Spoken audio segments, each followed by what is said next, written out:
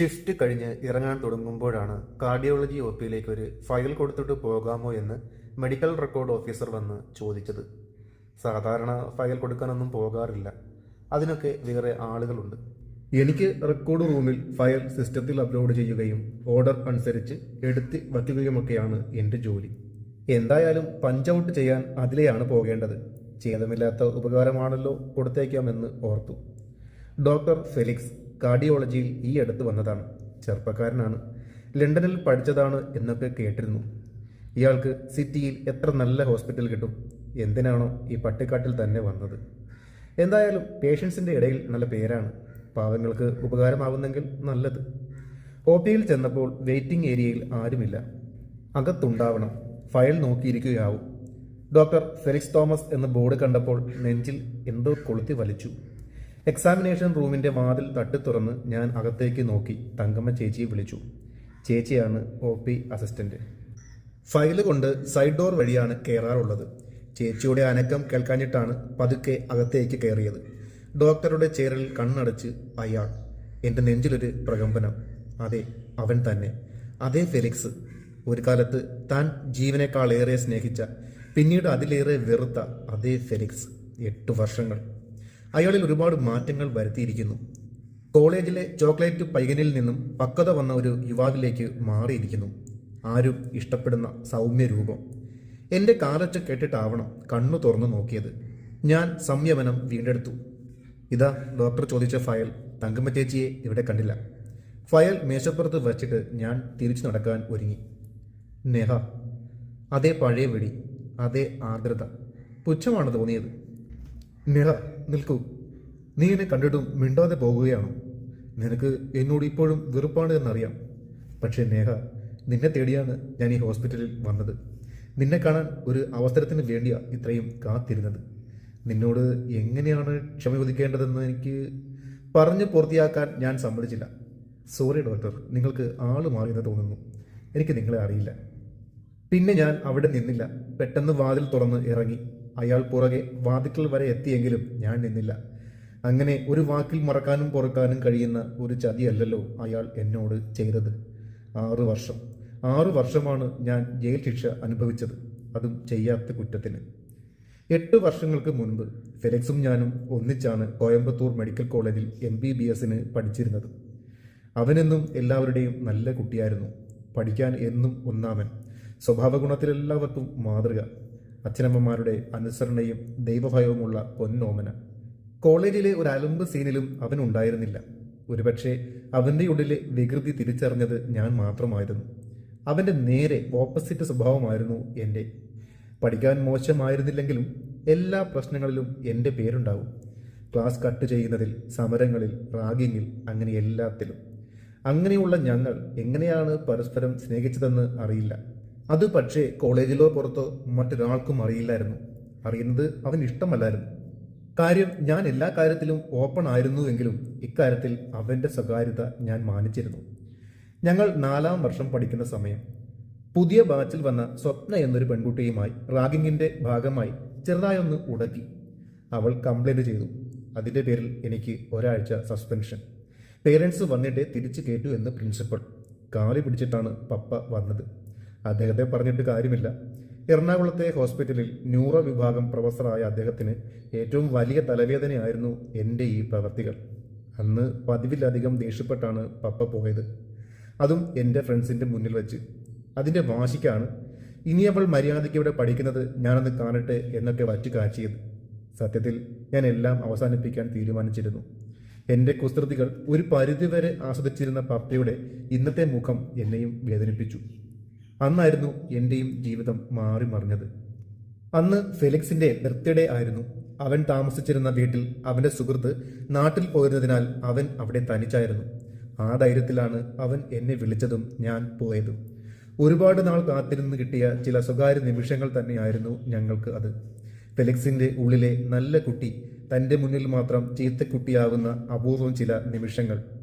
തിരിച്ച് ഹോസ്റ്റലിൻ്റെ മതിലൊക്കെ ചാടി ഞാൻ ഓടി വരുമ്പോൾ ഹോസ്റ്റലിൻ്റെ മുന്നിൽ ഒരാൾക്കൂട്ടം. സ്വപ്ന ടെറസിൽ നിന്നും വീണ് കിടക്കുന്നു. രക്തം ഒഴുകിപ്പരക്കുന്നു. ഉടനെ തന്നെ ഹോസ്പിറ്റലിലേക്ക് മാറ്റിയെങ്കിലും ജീവൻ രക്ഷിക്കാൻ ആയില്ല. പിന്നീട് കേസായി, അന്വേഷണമായി. അവളുടെ ക്യാരക്ടർ വെച്ച് അവൾ ഒരിക്കലും സൂയിസൈഡ് ചെയ്യില്ലെന്ന് അവളുടെ വീട്ടുകാർ. ആരെങ്കിലും അവളെ അപകടപ്പെടുത്തുമെങ്കിൽ അതിനുള്ള സാധ്യത ഞാൻ മാത്രം. നേരിട്ട് സാക്ഷികളൊന്നുമില്ലെങ്കിലും സാഹചര്യ തെളിവുകൾ വെച്ച് ഞാൻ അവളെ കൊന്നു എന്നായി. ഞാനാണെങ്കിൽ ഫെലിക്സിനെ കാണാൻ പോകുന്നതിന് മുൻപ് അവളെ കണ്ട് സംസാരിക്കുന്നത് കണ്ടവരുണ്ട്. പിന്നീട് അവളെയോ എന്നെയോ മറ്റാരും കണ്ടിട്ടില്ല. അവളോട് സംസാരിച്ചത് ക്ഷമ പറയാനായിരുന്നു എന്നും ടെറസിൽ പോയത് മറ്റുള്ളവർ ഞാൻ ക്ഷമ പറയുന്നത് കണ്ടാലുള്ള നാണക്കേട് മറയ്ക്കാനുമെന്നുള്ള എൻ്റെ വാദമൊന്നും വില പോയില്ല. അവൾ മരിക്കുന്ന സമയത്ത് ഞാൻ ഹോസ്റ്റലിൽ ഉണ്ടായിരുന്നില്ലെന്ന് തെളിയിക്കാൻ എനിക്ക് ഫെലിക്സിന്റെ ഒറ്റ മൊഴി മാത്രം മതിയായിരുന്നു. പക്ഷേ അവൻ എന്നും അവന്റെ ഇമേജ് ആയിരുന്നു വലുത്. സ്വന്തം മാതാപിതാക്കളുടെയും അധ്യാപകരുടെയും മുന്നിൽ കാമുകിയോടൊപ്പം ഒരു രാത്രി സമയം പങ്കിട്ടവനെന്ന് സമ്മതിക്കാൻ അവന്റെ ദ്രവ്യമാനം അവനെ അനുവദിച്ചില്ല. ഒരുപക്ഷെ അവനോളം ഭീരുവായിരിക്കില്ല മറ്റൊരാൺകുട്ടിയും. അവന്റെ ഒരു വാക്കിന് എൻ്റെ ജീവന്റെ വിലയുണ്ടെന്നറിഞ്ഞിട്ടും അവൻ എന്നിൽ നിന്നും മുഖം തിരിച്ചു. ഞാനുമായി ഒരു ബന്ധവുമില്ലെന്ന് അവൻ തീർത്തു പറഞ്ഞു. ഇതുവരെയുള്ള അനുഭവം വെച്ച് അവന്റെ വാക്കുകൾ അവിശ്വസിക്കേണ്ട കാര്യമില്ലായിരുന്നു ആർക്കും. അവരുടെ മുന്നിൽ രക്ഷപ്പെടാൻ എന്ത് കഥയുണ്ടാക്കാനും മടിയില്ലാത്തവളായിരുന്നല്ലോ ഞാൻ അറസ്റ്റ് ചെയ്യപ്പെട്ടു. കൊലപാതകം തെളിയിക്കാൻ കഴിഞ്ഞില്ലെങ്കിലും ആത്മഹത്യാ പ്രേരണക്കുറ്റം, മാനസികമായി പീഡിപ്പിക്കൽ തുടങ്ങിയ ഒരുപാട് വകുപ്പുകളിലായി എനിക്ക് 6 വർഷത്തെ തടവാണ് കിട്ടിയത്. കോയമ്പത്തൂരിലെ അറിയപ്പെടുന്ന ഒരു രാഷ്ട്രീയക്കാരൻ്റെ മകളായിരുന്നു സ്വപ്ന. അവരുടെ സ്വാധീനം വെച്ച് ഏതറ്റം വരെ വേണമെങ്കിലും പോകാൻ അവർ തയ്യാറായിരുന്നു. അന്ന് തമിഴ്നാട്ടിൽ കോളിളക്കം സൃഷ്ടിച്ച കേസായിരുന്നു ഇത്. റാഗിങ്ങിനെതിരെ അന്ന് എല്ലാ കോളേജുകളിലും വലിയ സമരങ്ങൾ വരെ നടന്നു. സീറോ ടോളറൻസ് ടു റാഗിംഗ് എന്ന് മെയിൻ കോളേജുകളൊക്കെ സർക്കുലർ ഇറക്കി. എന്നെ യൂണിവേഴ്സിറ്റി ആജീവനാന്തം ബാൻ ചെയ്തു. എന്നെ പോലുള്ള ഒരാൾ ഇനി ഡോക്ടർ ആവില്ല എന്നുള്ള ഉറപ്പാണ് സ്വപ്നയുടെ പേരൻസ് ആ യുദ്ധത്തിലൂടെ നേടിയെടുത്തത്. എല്ലാം കൈവിട്ടു പോകുന്നു എന്ന് തിരിച്ചറിയാൻ ഞാൻ വൈകി. ഞാൻ സ്വപ്നം കണ്ട എൻ്റെ ജീവിതം, എൻ്റെ പ്രൊഫഷൻ, എൻ്റെ കുടുംബം എല്ലാം. പക്ഷേ ഞാൻ മനസ്സിലാക്കിയ സ്വപ്ന നിസ്സാരമൊരു റാഗിങ്ങിൻ്റെ കേസിൽ ആത്മഹത്യ ചെയ്യില്ലായിരുന്നു.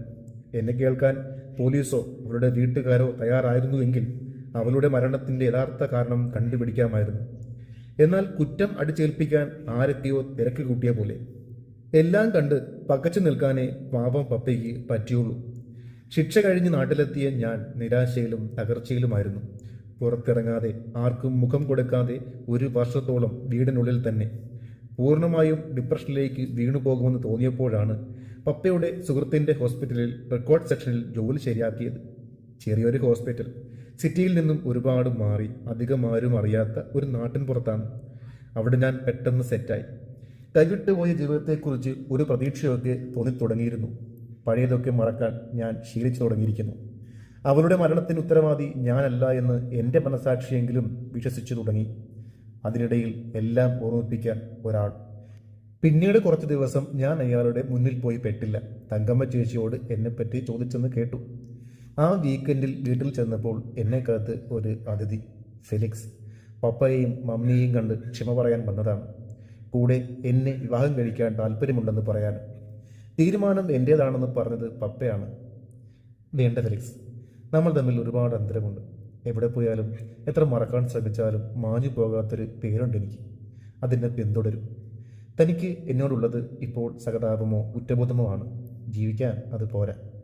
നിങ്ങളെ ഞാൻ ഒരുപാട് വെറുത്തിരുന്നു. പക്ഷെ ഇപ്പോൾ അതില്ല. എനിക്ക് നിങ്ങളെ മനസ്സിലാവും. മാതാപിതാക്കളുടെ ചട്ടക്കൂടിൽ എല്ലാത്തിനെയും പേടിച്ച് വളർന്ന ഒരു 21-കാരൻ്റെ അന്നത്തെ മാനസികാവസ്ഥ എനിക്കിപ്പോൾ മനസ്സിലാവും. ഞാൻ ക്ഷമിച്ചു നിങ്ങളോട്. ഇതെൻ്റെ വിധിയാണ്. ഇതിങ്ങനെ പോകട്ടെ. നമ്മൾ തമ്മിൽ ഇനി കാണരുതെന്നാണ് എൻ്റെ ആഗ്രഹം. ഞാൻ മറ്റൊരു ജോലി അന്വേഷിക്കുന്നുണ്ട്. എളുപ്പമല്ല എങ്കിലും. ഒന്നും മിണ്ടാതെ ഇറങ്ങിപ്പോയവൻ്റെ കണ്ണു നിറഞ്ഞിരുന്നത് ഞാൻ കണ്ടിൽ നിന്ന് നടിച്ചു. പിന്നീട് ഫെലിക്സ് റിസൈൻ ചെയ്തെന്ന് കേട്ടു. ലണ്ടനിലേക്ക് തിരിച്ചു പോവുകയാണത്രേ. പോകുമ്പോൾ എനിക്ക് തരാനായി തങ്കമ്മ ചേച്ചിയുടെ കയ്യിൽ ഒരു കുറിപ്പ് കൊടുത്തിരുന്നു. നിന്നോട് ചെയ്തതിന് വീണ്ടും മാപ്പ് ചോദിക്കുന്നു. പക്ഷെ നീ പറഞ്ഞതുപോലെ ഇപ്പോൾ എനിക്കുള്ളത് കുറ്റബോധമോ സഹതാപമോ അല്ല, സ്നേഹം മാത്രമാണ്. ആരുടെ മുന്നിലും തുറന്നു സമ്മതിക്കാൻ തൻ്റെ ഇടമുള്ളവൻ്റെ പ്രണയം. അടുത്ത മാസം 15-ന് ഞാൻ തിരിച്ചു പോകും. അതുവരെ നിനക്ക് ആലോചിക്കാം. കൂടെ അയാളുടെ ഫോൺ നമ്പറും അഡ്രസ്സും. ഒരു പുഞ്ചിരിയോടെ ആ ലെറ്റർ കീറി ഞാൻ വേസ്റ്റ് ബിന്നിലിട്ടു. ഒരിക്കൽ മുറിഞ്ഞു പോയാൽ പലതും കൂട്ടിച്ചേർക്കാനാവില്ല. ചേർത്താലും അത് ഭംഗിയാവുകയുമില്ല.